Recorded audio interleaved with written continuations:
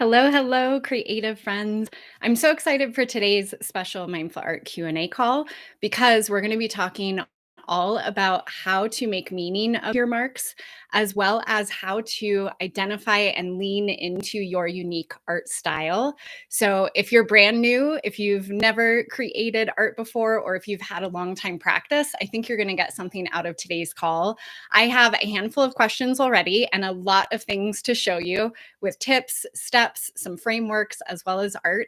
And if you have questions along the way, please feel free to post it in the chat and I can answer them live. And if you post them later, I can always check them in comments and do them in a future Q&A. So we're going to dive right in today. So this first question, so this kind of topic came up because I was teaching a workshop, my art as meditation workshop online about a month and a half ago. And a woman had mentioned on the call initially, she said, how do I even begin? I feel blocked. I talked about this a little bit on my last call. And then this prompted this theme for today's call and some of these questions. So the first question is, how do I find my unique artistic style if I'm still experimenting or feel like I'm copying others? And this is super relatable. I just want to say first that if you're in this place, I think it's very normal that we all begin here. It's really natural. We tend to look to others, see what they're doing, kind of try things on. I always joke and say it's like trying on an outfit, and seeing like, do these pants fit? Are they too tight? Are they comfortable? So it's natural to experiment and be influenced by others. And it's also part of the process. And I'm going to share different ways of how you can identify what you're actually drawn to, how you can lean into that more, how you can identify it in your artwork, whether you're brand new or you have a long practice. So we're going to dive in. So one thing I like to kind of begin with is asking yourself, what am I drawn to and what feels most joyful or easeful when I create? And I think these are really interesting questions because sometimes, especially if you just see something, maybe you see someone using markers or watercolors and you try that, but maybe a different media suits you best, or you've been doing a practice for a long time and you're starting to feel like you're in kind of a creative rut. These questions can help to spark some new life into what you're creating. And then after these questions, we're going to get into the meaning making. So that'll be super fun too. So I like to ask, what am I drawn to? What feels most joyful or easeful? You can look like we have with Mindful Creative Muse, we have a Pinterest board with lots of different boards that we've already curated where you can kind of get a sense of some different styles. So you can always check that out at pinterest.com/mindful creative muse. There's lots of other inspiration on Pinterest or even just other artists that you're seeing online. But you also can just kind of tune inward and check in naturally, like, oh, I feel really drawn to bold colors or more muted pastel tones, or I love the idea or really enjoy how it feels to create with watercolors. Or I'm worried I'm going to make a muddy mess and I'd much rather work with dry media like colored pencils or markers or crayons, etc. So that first part is just kind of tuning inward, and no one else can answer any of these questions for you, which is also why I really love this, because we are the ones that have the agency and choice and empowerment to decide what we want to explore and then also decide what's a good fit. Like, do I like these pants that I'm trying on? So the other thing I like to mention, I mentioned this on one of my previous calls too, is that over time, as you start creating, you'll begin to notice your unique symbols, marks, palettes that you choose, colors that you feel drawn to, as well as repetitions and patterns in your work. And it doesn't have to be actual legitimate repetitions or patterns you're creating. I don't tend to create with a lot of patterns in my work, but there is a way that you can still see what's this through line or this thread that I'm seeing in my work that comes up again and again. What's this unique way that I like to express myself? And I will also say that style, or aesthetic style, artistic style is not fixed. So you'll notice that this will shift and change over time. It's really a living, breathing expression of your inner world, which is what I feel, especially with mindful art, where we combine mindfulness, noticing the present moment with our art process. It really lends itself to giving you permission to create without judgment. So there is more space that you can see what is it that wants to come through me right now. So that's something I always like to say too, is that if I look at my artwork that I've made over the last 20 years, there are definitely some line work, colors, shapes, abstract work, themes that do repeat. And then there's also this wild exploration that it might be for a particular series, and then it'll start to shift and change. It might change rapidly. And so that can kind of be a fun surprise as well. If you've followed me at all on this channel or with any of my online classes, you've heard me say before, quote unquote, collaborating with chance. And I think part of the magic of creating and combining it with mindfulness is that we don't know exactly where we're going to be exploring, what we're going to be creating. You might have an idea, but I think the beautiful part is that we don't know what the end product is going to look like from the start. That's part of the magic for me. So you can kind of think of these questions that I'm going to be sharing as a conversation between your intuition, your influences. I like to often say with our inner muse. So we have this part of us that's an inner critic that can judge us, that can hold us back, that can tell us that what our artwork or what we're creating isn't good enough. And then I also, which is very human, we all have that. It's not something to be eradicated. I love to embrace our inner critic. But we have this other part as well, which is our inner muse. And you might refer to that as intuition. Some people refer to that as God or source. There's lots of different ways you can frame it. But this is something I also feel that we all have. It's all a part of us. We all have access to it. And so these questions I'm going to be offering are a way that you can tap into your intuition, your inner muse to see what's aligned for you. And I'm going to be sharing also a way that you can have more in-depth prompts through a workbook towards the end of our chat today. So if you are just now joining too, please feel free to post any comments or questions in the chat box and we can interact as well. But I'm going to move through this kind of framework that I've created of how to identify what your artistic style is. So I have this small, adorable, cute whiteboard that I'm going to use to show. So here we go. So one thing that I mentioned, kind of just noticing what you're drawn to, but kind of the first quadrant that you can consider is what sparks your curiosity. So you can consider this as pull. What is it that you feel pulled toward, drawn to? Those might be some questions that you can ask yourself, and you can literally do this on paper. Like we're going to be making 4 circles. You can make these circles on paper and answer these questions now or later. And so some of these questions might be, what kind of marks, colors, materials do I love to work with? Or if you haven't worked with them yet, that you feel curious about playing with and working with. What feels good in your body as you're making it? So one practice that I teach a lot, if you followed me before, is I teach breath doodles, which is a combination of mindfulness, the breath, and really simple drawing and doodling patterns. And a big part of the focus of that practice is noticing what's happening in our breath and our body as we're creating. For me, it's one of my favorite simple approaches to tune into the present moment. I like to use them as a lot of warm-ups before then creating other work, but they're great on their own as well. So I love this question of what feels good in your body as you're actually creating. Some people really enjoy creating very small. That can feel less intimidating. Others want to have, a full sheet of paper. And even beyond that, working on larger canvases. I used to paint larger murals. And so it can feel very different in your body when you're working at different scales. So that's just an interesting question. What scale and size feels good to you, as well as what feels good in your body? And as I'm offering these questions, if you don't know, if you're like, Cynthia, I've never made anything, or I'm brand new to this process, I'm not sure, that is totally okay. Stick with me. I'm going to offer a lot of different ways that we can start to explore this for ourselves, and give you lots of tips and ways in, so it can become more clear for you over time. So the other thing that I like to consider as well are, what artists or styles do I feel particularly drawn to? So anybody who knows me, if you've been following me for a while, I particularly love abstract work, abstract expressionism. I love the way that I can express myself through abstract imagery, and I can add meaning to that. And we're going to talk about meaning making. And I have been trained in the past, when I did my undergrad and my master's program, I was trained on how to realistically draw and paint things. It's just not where my heart is. And so for you, you can kind of feel into, what do you feel drawn to for a particular style. Artists are great for this. Finding artists on Instagram or Pinterest. In art books, you can go to your local library. I love to go to the art section in the library and just kind of flip through and see what speaks to me. If you're like me, I'll just like literally feel drawn to a book intuitively, and pick it up and start flipping through.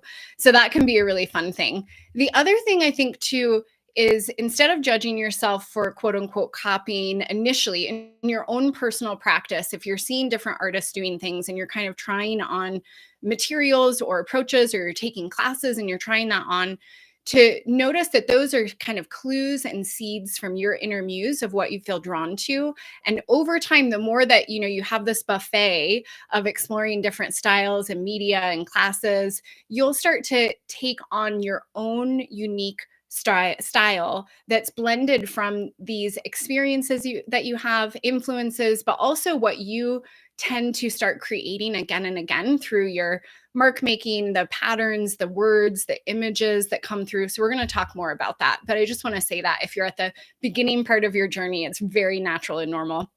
So the other thing, I'm going to come back to my handy dandy little whiteboard here. The other next one to kind of consider, and I like to make this kind of next to each other, and you can have these be wider circles so you have space to write, is ease. And I mentioned this a little bit earlier, but when do I feel most relaxed or absorbed in the process? This is another reason why I personally obviously resonate the most with mindful art, because I feel most at ease when I am literally focused on the process itself and not the final product.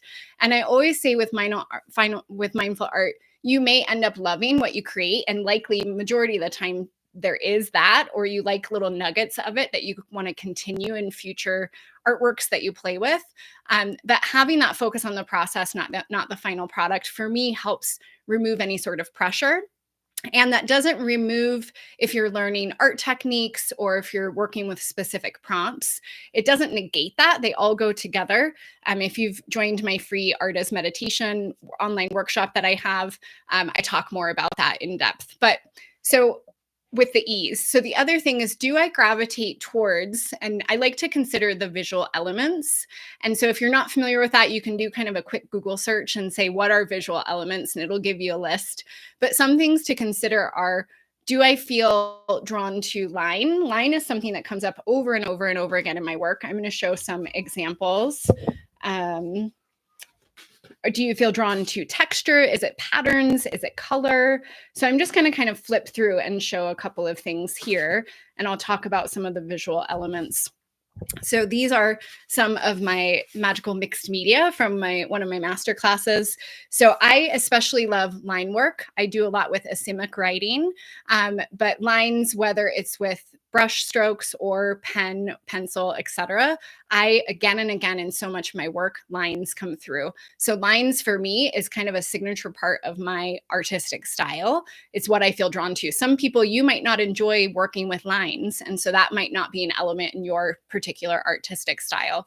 The other thing I love to work with is texture, and I don't know if you can see, this is actually tissue paper. I do a lot with creating unique tissue papers, and they can be very fun with texture. Gold is also something that comes through a lot for mine. And I mentioned abstract as well. I also tend to work a lot with organic shapes. So for you, it might be, maybe you like working with geometric shapes. Maybe you like really bold colors. Maybe you like to work with colored pencils instead of watercolors, right? So it's finding that unique thing for you that you feel drawn to. The other thing to consider as well is that the actual types of marks. So I mentioned organic versus geometric. It could be that you're really curious about doodles or collage, and the type of media can make a difference as well. So I've mentioned, for me, I do a lot with watercolor, inks, collage, photography, but you might really enjoy, let's say, charcoal. I used to do a lot with drawing. Maybe you love charcoal or oil painting. I've done oil paintings in the past. So these are oil and cold wax. And I just want to show this. It's a different media, so it looks very different, but the series has a very particular artistic style. So these ones largely focus on what's the overall color shapes to it and the overall color and texture. And I don't know if you can see that coming through. But so those are some things to consider. What I've noticed is that often your style is hidden is in what feels easeful, not in what you think you should be creating for other people. I've said this to my dad all the time. So my dad is a teacher. My grandfather was a teacher. I come from a long line of artists and teachers. And I had this conversation with my dad years ago where he's so fantastic at visual storytelling as well as at really big picture thinking. And that's a beautiful skill. Not everybody has that. Maybe some people you're really focused on what's directly in front of you. And I reflected that back to him. And he said something that has stuck with me all these years now is that he said, that what we're good at sometimes is so close to us that we can't see it, but it's really apparent to other people. So, one thing you could do if you feel comfortable, if you have a friend or family member that you really trust that you know can give you a mirror back your artistic process to you without offering criticism about your work. So that's kind of the key thing. We don't want them to analyze or give critical feedback on our artwork. But if you want to show them some things that you've created and just ask simply, what do you notice that is coming through again and again in some of the art pieces that I've made? That can be a great way to have kind of like a third party view and feedback. And what I'm doing, kind of showing you some of my artwork and talking about the things that I notice, I recommend that you do that as well. If you do have artwork, that you can have this process and lay out some artwork that you can consider and ask, what are the colors, symbols, shapes, patterns, visual elements that I'm seeing again and again in my artwork? Can be very interesting. So the other thing, so this kind of ties into what I was just saying, but it is slightly different. So we have the ease. Then when we come down here, we have, what do you notice as far as patterns? And sorry for my writing there. What do you notice as far as patterns go in your particular work? So we've already spoken a little bit. There's some overlap, which is why they kind of cross in the center here. But you may notice, are there particular colors that I feel drawn to again and again? You may have noticed, for me, I tend to really love this bluish, blue, green, and yellow and purple is a very common color palette for me. Again, that gold, but it's super common that I just feel drawn to those colors again and again. It's been a very long time that I've done that. So you can consider, what colors, symbols, shapes am I drawn to again and again? And interestingly, also, I think is, are there certain emotions or themes that keep showing up in what you're creating? We're going to talk more about how to make meaning of your marks in a minute. So if you're unsure about the emotions, we can skip that for now. But for themes, maybe that's that you really enjoy playing with watercolor and flowers.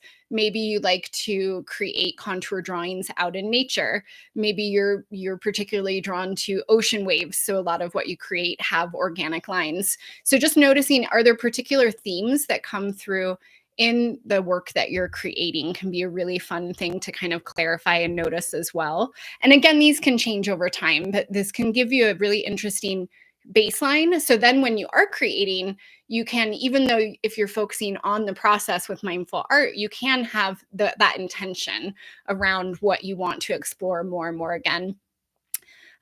So again, similarly with subjects and materials. So what I notice is that these can be, they're almost like creative fingerprints or seeds that you're planting that can reveal your artistic voice before you even realize it. So if you're brand new and you haven't created anything at all, it's what you're kind of drawn to. But even if you've created just a little bit or over time, I guarantee you have some sort of thread that's coming through what you're creating that maybe you just haven't noticed or realized it yet, which can be super fun to pause and reflect and notice what you notice. And then have intentional choices around it. So for this last one, which is going to tie into our next question around meaning making, we have kind of our fourth quadrant, and I'm going to have that be meaning. So once you are kind of in that space, the questions I like to think is what message is coming through the work that I'm creating? And if you're like, I don't know, we're going to get to that. What mood or energy does your particular piece that you're making, what does that have that's coming through with that? When you look at, if you kind of choose one, let's say one piece that you've made in the past that you just especially feel drawn to, if you choose that piece, you might consider, what do I feel when I look at this particular artwork that I made? And you might notice that if you look at multiple ones, like maybe when you're looking at them, you literally feel like, like this sigh of relief because you just felt so joyful or calm or present in the process. It might be that when you're creating, you really let go of a lot of stuff, and that's a way that you are kind of processing. And so maybe you're seeing more of that energy. So it's just something interesting to consider. So your unique style, I've found, can become clear and clearer when it's rooted in what matters most to you. So not necessarily what, trends that you're seeing elsewhere or what is popular at the time, but what you particularly feel drawn to, curious about, or inspired by. So the other thing I like to say too about artistic style is that you don't have to find your style overnight. It's something that I find your style tends to find you, that it comes through more and more over time, the more that you give yourself space to explore your particular practice, and also permission to experiment with different materials or different methods, perhaps learning from different teachers, trying it on like that, like checking those pants, like I mentioned. But what I found is that often there's like this full buffet of I have all of these choices, and then being really intentional limiting some of those choices so we don't feel overwhelmed. So maybe only exploring a couple at a time. And then over time, really noticing, wow, I really enjoyed, doing breath doodles with just a pen, or I really enjoyed doing mandala circles with collage papers, or I really liked making it very large or small. So you can kind of feel that over time to notice what feels true for you. And if you're just now joining too on the live, you're welcome to put any comments or questions in the chat box. I'm happy to dive into them as well. I'm going to move on to kind of the second part, which is what if my art doesn't mean anything? Am I doing it wrong, quote unquote? Or how can I start to make meaning of the marks I'm making? And this is something I talk about this in my free art as meditation workshop online class that I have. If you haven't taken it and you want to, you always can do that at my website. I have it totally free. I talk about the kind of three quadrants of mindful art and what I consider muse journaling. And one of those quadrants, which is what I often say is kind of like the secret sauce that I love in our own practice, is we have the mindfulness aspect, we have the art making or art techniques, and then we have the meaning making process. And I always say, when I'm making my own art or I'm teaching mindful art, I don't always include the meaning making element.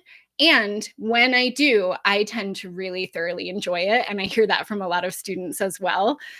So, a couple of different things with this. One, we don't always have to make meaning of the marks that we're making. Two, if we do decide to make meaning of our marks, then it can be really insightful. It can be super surprising to notice this kind of mirror reflection of what we've created and some of our thoughts and emotions about that thing reflected back to us. I find it so powerful to have that outside of us in, a physical object that we've created. And it's almost like having a visual journal. It is essentially like visual journaling, but instead of only the marks, and not only writing words, you then have this kind of engagement and conversation with your artwork that can be super powerful and interesting. So a couple of things. You might be like, well, that sounds great, Cynthia, but how do I do that? So that's a great question. So there's a lot of different ways and prompts, questions that you can ask, frameworks. I'm going to share a couple here. And then if you want to explore and dive more, I'll give some other resources. So, one thing I like to do, so we kind of went through this process a little bit earlier. One thing I like to do when I'm looking at my artwork is to ask really simple questions like, what am I seeing in this particular image that I just drew? It could literally be physical objects. So, I like to start there because I find that that can often be the simplest for me. Like, oh, I see an ocean or a cloud, especially if you're working abstractly, right? So, you're not creating something realistically. So, what is it that you're seeing? How are you feeling in response to what you created? And I think, similar to mindful art, what is really helpful with this is just the reminder of that there's no right or wrong. There's no wrong way that you can feel about your particular art that you created.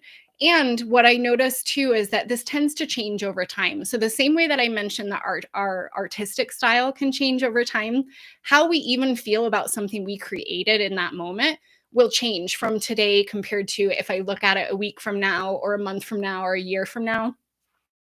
And that's actually partially why I love this meaning making process, because I find it's a mirror reflection for where we are in that particular moment. So it's so interesting. So another question you kind of ask yourself when you're looking at your artwork is, what does this remind me of? Does it remind you of something in your past, a memory, something that you read somewhere, right? Like, does it remind you of anything? And then also, I like additional questions where the artwork can then respond and speak to you. One of these questions is inspired from Soul Collage. I'm a Soul Collage facilitator, and the kind of prompt is, the message I have for you is. So as you're looking at your artwork, you can just simply respond with, the message I have for you is, as though the artwork is speaking to you.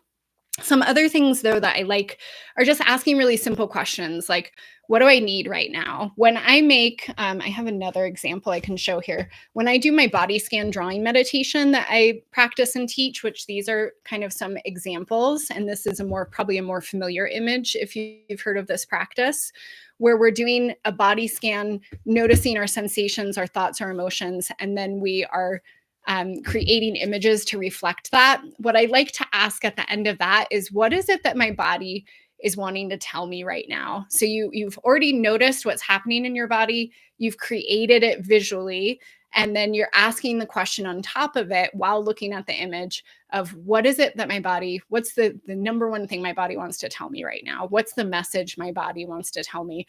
It's so interesting. And if you haven't ever tried that practice, I have a YouTube video for a body scan drawing meditation that you can find on my channel. It'll walk you through the whole process. So one thing that I like to also say about meaning making, and I say this all the time for the people who join my mindful art teacher training, who are sharing these practices with others, is that it's so important that we make meaning of our own marks, that we're not interpreting other people's artwork. If you're in a group setting, that you're not, saying to your friend, oh, I see this in your image, that your image means X. I can find it that it's just so personal.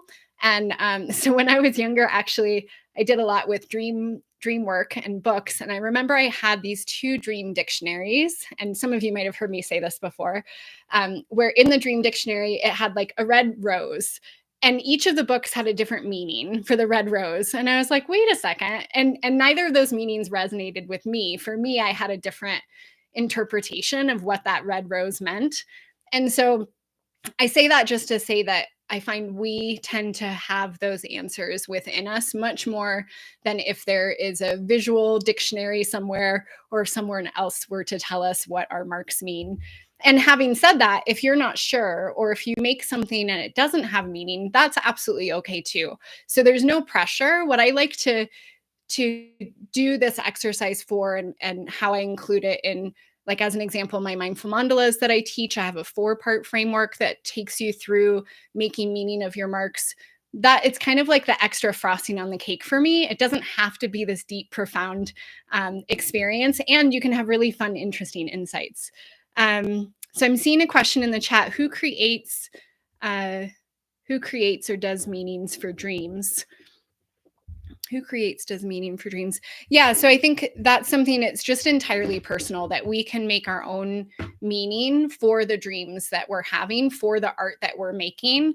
And it can be even just that process. So a big part about mindful art is focusing on the process itself. So even just the process of curiosity, of asking the question, what might this mean? What am I noticing in my body? What emotions are coming up? What thoughts am I having around it? That in itself is a mindfulness practice if we're doing it without judgment as we're creating. And then it also can just add extra interesting layers to the artwork that we're making and to the experience that we're having while we're making it. So I sometimes have people ask questions of like, I'm not sure what it means. Am I doing it wrong? It doesn't mean anything. And so, no, it doesn't mean you're doing anything wrong. It doesn't have to mean anything. But it can be really interesting and can add to some of the depth of what you're making. So I want to mention a couple of other things around this, as well as additional resources.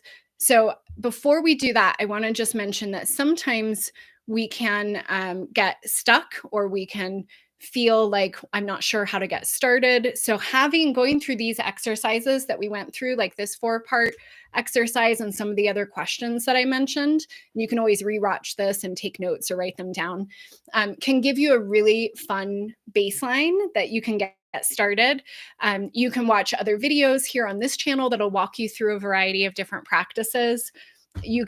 I'll show this as well. One other thing I noticed for me, I'll show 2 things. So one is that I tend to very often create in circles. So that is another pattern or theme for me that comes through, is creating in circles with mandala shapes.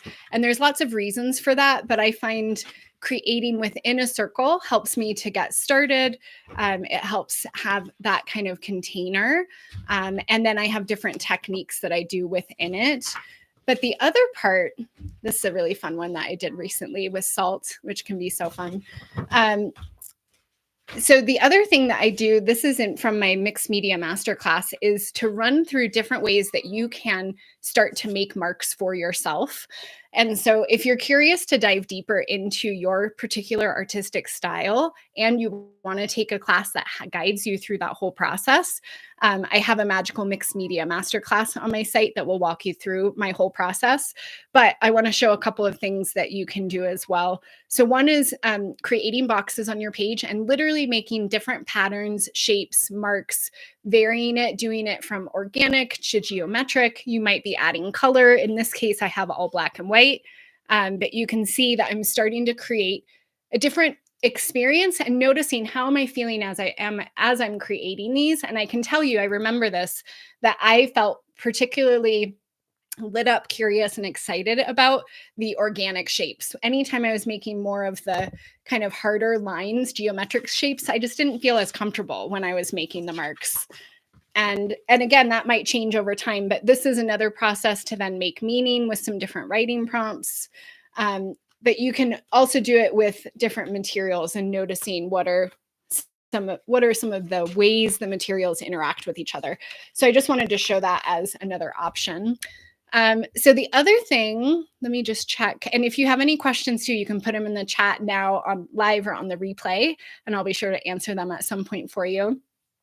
So I want to mention as well, if you're brand new to me, I also have a free workbook. It's a mindful art for self-care workbook. You can find it on my site. It should also be in this video description, that includes a couple of different things, different mindful art practices and prompts, as well as questions that kind of expands on this 4-part writing process, that you can start to discover what are the ways that you feel lit up when you're creating. So there's no pressure. It's completely free, but I want to offer that as a resource as well. And again, we have our Pinterest page that you can check some of our boards.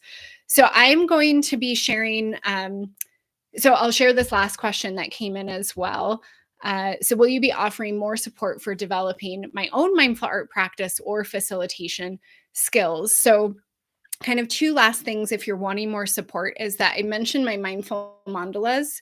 I do have a whole process that I walk you through. You can find that on my online classes. And then for teachers themselves, I also offer support so you can identify your unique style in addition to mindful art to share with others. So what I would love now is that if you have inspiration or an idea for our next Q&A Tuesday, which will be in a couple of weeks, I'd love to hear in the chat box. You can also vote later. I'm going to put in a couple of different ideas so you can vote. And then I am going to be creating a really special free workbook that's all about developing your unique art style that expands on even more exercises. So if you're on my email list already, you're going to see notifications about that in the coming weeks. If you're not, it's a great reason to join, or you can check back here on the YouTube channel. But thank you so much for being with me here today. I hope some of this was interesting for you. I see one more question in the chat. So what practices or exercises do you recommend to deepen my authentic creative voice without getting caught up in trends? Such a good question. If you joined a little bit late, I definitely recommend watching the beginning part of this video because I talk a little bit about that as well. So the kind of key part, and I think that will be answered if you watch the earlier part, but the key part really is to notice what you feel drawn to. I would recommend really limiting some of your art supplies and what you're going to be exploring first. So I mentioned kind of the analogy of a buffet earlier. So we have all of these choices and options, and sometimes that can feel overwhelming. What I've found can be really helpful is choosing like 2 to 3 things. So I'm going to work with this particular art media in this particular style with this one prompt or exercise and try it on, like trying on a new pair of pants and see how it feels, and then explore another one. The best way I've found to do that is through YouTube, finding YouTube videos that are free, also through online classes. You can join some that I have. There's lots of others out there, and try on little bite-sized ones to see how they feel for you. One thing that, if you go through this process that I mentioned earlier, I think you'll start to identify what are some of the art media or exercises you feel curious about exploring.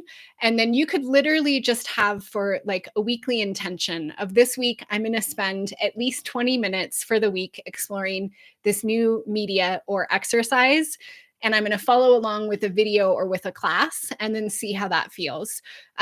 The other thing that because I know you're mentioning without getting caught up in trends. So, what I also notice is that the more you do this for yourself, the more that then you start to notice your unique shapes, symbols, marks, expressions that you're not going to find elsewhere. I know everybody says everything's done before. And while that's true, all of our art is like a blueprint, like a fingerprint. It's entirely unique to you.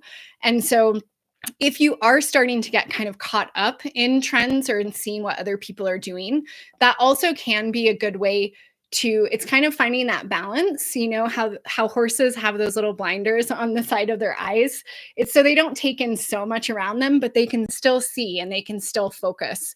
And so I kind of recommend finding that sweet spot for you of what is maybe 1 or 2 influences that you want to take in to help you focus so you don't feel overwhelmed, while also really focusing on what you're creating and not getting swept up in trends or looking and comparing yourself to others when they're working. And I think kind of the key part with all of this, kind of the whole session for today, is that it takes time. So giving yourself space and permission to explore and discover it over time. And I just went to actually a multimedia or a multidisciplinary artist talk here where I live locally. We had a circle of about 20 different artists. We were doing a panel talk, and we were talking about different art media and styles and what we feel drawn to. And the question that I thought was really interesting that relates to today's topic is, the question was, can you as an artist explore multiple art styles and disciplines and media and be considered an artist in those different areas? And it was fascinating to me to hear a lot of different responses from artists. And what I said for me that I feel wholeheartedly is that I've been a tried and true mixed media artist for 20 years, where I've explored lots of different types of art media. When I did my master's program, I was accepted into 2 programs. One was I had to choose painting or photography. And the program I ended up choosing was a multi-interdisciplinary program, because they gave permission to explore and experiment with different art media and styles, as long as you had that intentionality with what you were creating. And so I say all of that to just say that giving yourself permission to experiment, I think, is really freeing. And then just checking in. So setting that intention weekly, and then maybe checking in with yourself. Am I getting caught up? Am I comparing my work to other people I'm seeing on Instagram or other trends? Am I feeling connected to what I'm creating? Am I feeling lost? Like, do I need prompts and more guidance? Am I feeling in a good flow? So these ways that we can just kind of check in with ourselves, I think, can be really helpful. And I see, Liz, your comment as well of saying hi. Definitely the first 20 minutes, please rewatch it. It has a lot of really good nuggets that you can reflect on and do your practice. And please comment any other questions or what you might want to see for future Q&As. And if you're not on my email list already, please join if you feel comfortable. I'm going to be sharing in the next 2 weeks a more in-depth free workbook that will help you clarify your unique art style even more. So I hope you all have a beautiful rest of your day, and I will see you all soon. Okay, ciao for now.